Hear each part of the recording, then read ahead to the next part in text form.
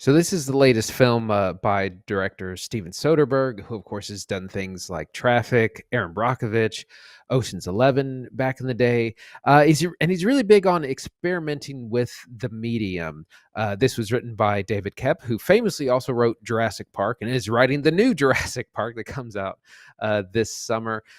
Presence is about a presence, an entity. It's a ghost story, not so much a horror movie, but a ghost story from the perspective of the ghost, the entity, whatever's haunting this house. And we meet this ghost right at the very beginning in an empty house, and we kind of float through all the rooms up and down the stairs. And it's a very kind of floaty thing. And apparently, Soderbergh was using some new camera that had been developed, and he's running all around this house, backing into the closet into some really tight spaces. So you get that feeling of something floating through this house. Eventually, a family moves in, a family of four. Lucy Liu plays the mother, Chris Sullivan, the father. Newcomer Callina Lang plays Chloe, the daughter, and Eddie Madej plays Tyler, the son.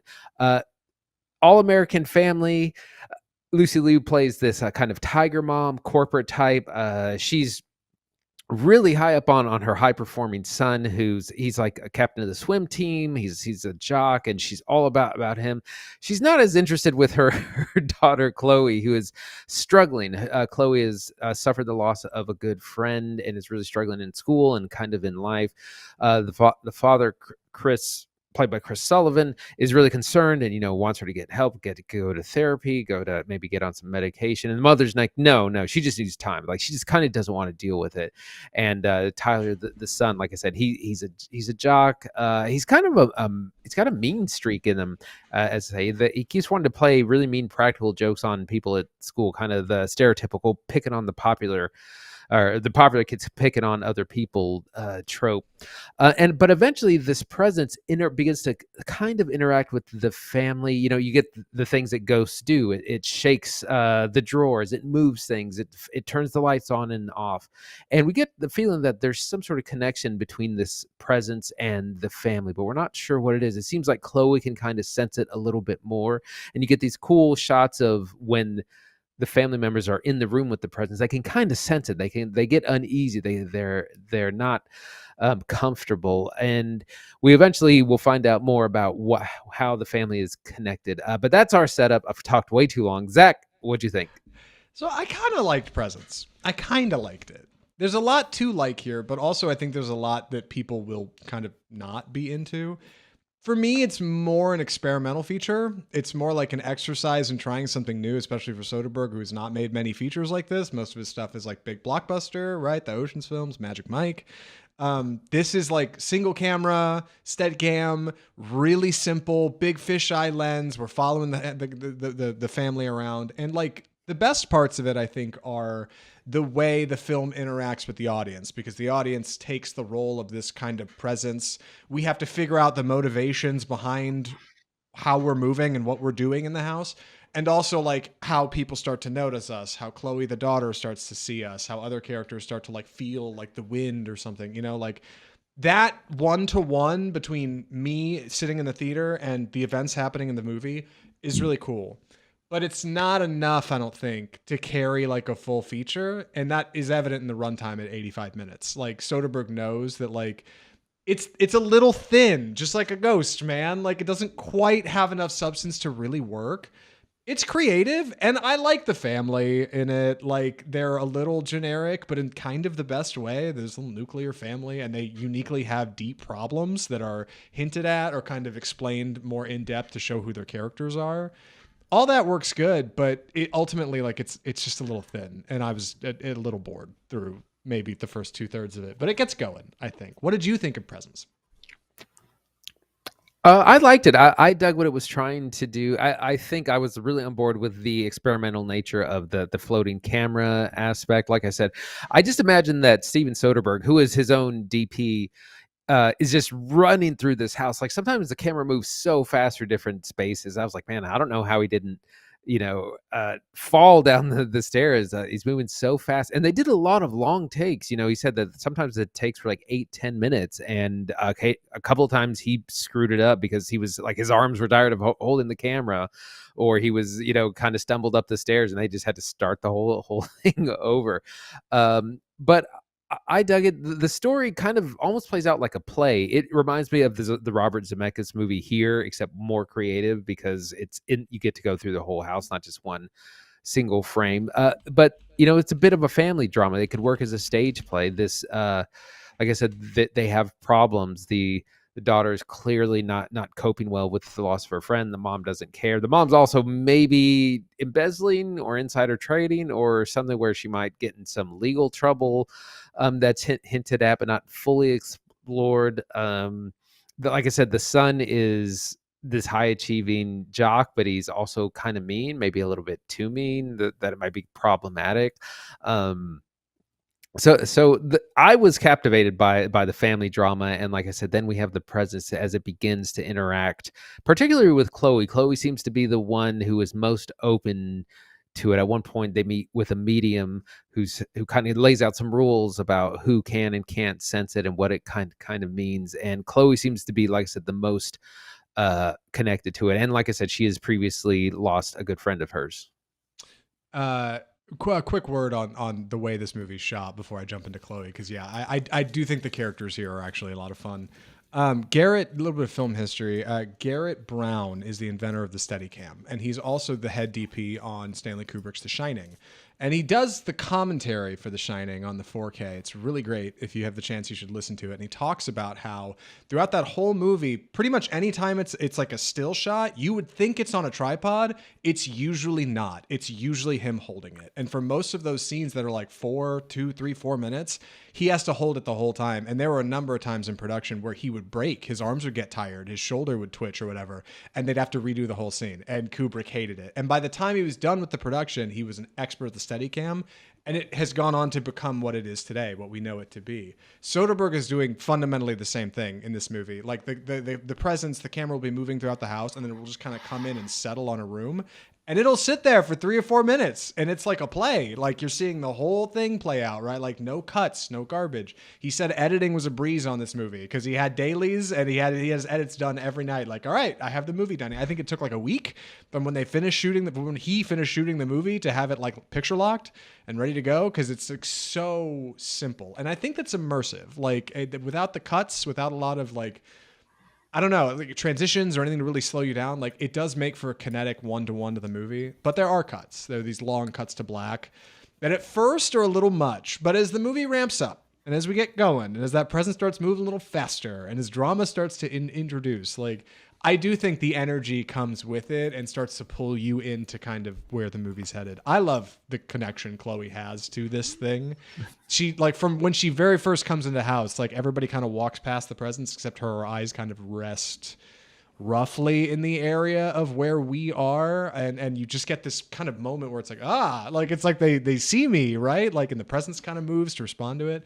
It gives it a personality and it gives it a feeling that like feels different and unique and new in a way that like not many movies I think I've seen have done. Like it's thoughtful and it's unique. And I love the way our family is so binary, right? Like mom is all about Tyler, the star child, right? Like he's going to be a swim champion and he's going to be the best and she's an overachiever.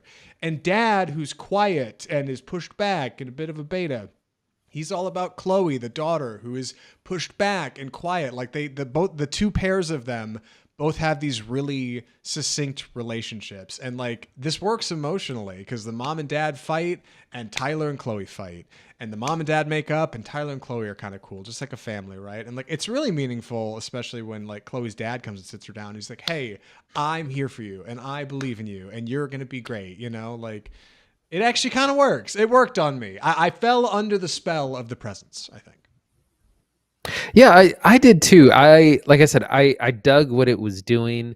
I want to talk about the presence itself a little bit. So, like I said, when people first enter the house, uh, some of them can kind of feel it when it's in the room, and it's interesting to see the actors react to that, like you would normally see from the other side, where if you're from the actor's perspective, you would usually be like, they're looking over their shoulder, or they're just kind of looking around the room. It's like the opposite of the Invisible Man, where it would just, like, the camera would just focus on like empty corners.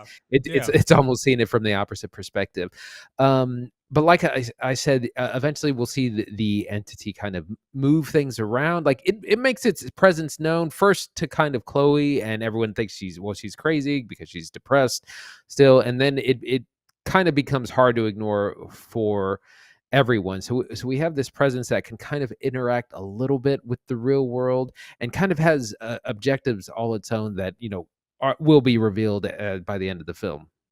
There is conflict in the movie. There's drama. There is a resolution. It's not just like you're looking at still images for 90 minutes. There is a whole story happening in Presence, but ultimately, I think it's more fun to just kind of go in and find it out. I think Andy, and I have given you a great, floorboard to start at, just to get into. It's mostly what you'd see in the trailer. But like, I do think what's here is thoughtful. I do want to talk about why it's boring. Did you find yourself bored at all? Like it can't just be me. Surely you were a little. No, not at all. I think in the I wanted to, once it got going, like once we hit Act Two, it's great. Yeah. The setup Yes. is definitely slow. It's taking its time, and there is a lot of you are just from the perspective of the entity going through the whole house. It's like you start downstairs, you open the door, you go through the living room, the kitchen, you circle back around, you go up the stairs, you go into Chloe's room, and you hang out for a while. So there is a lot of just kind of travel time. Maybe he Yeah. needed some fast travel. And I bet you had this too. I found myself forgetting I was watching from the perspective of a presence. Like, because when you're watching it, like there are scenes where it cut back from black and we're just locked on like a table and we're like watching, two family members fight. And then the presence gets up and starts walking away from the table. I'm like, oh God, yeah, I forgot. Like, I'm not just watching like a traditional feature. And like, that stuff's good. It's a bit of a lightning rod. There's a particular character in the middle of the movie who has kind of a sixth sense of sorts, who can kind of feel things out, and you get some really cool moments, like interacting one-to-one with like the camera from this person, like really generates some energy in the middle of the movie. And then as tensions ramp up and things get more exciting, yeah, things really get going in Act 2. Act 3 is pretty good. Overall, it's good. I guess I'm glad it's not like a short film. I'm glad I got to see it in a theater.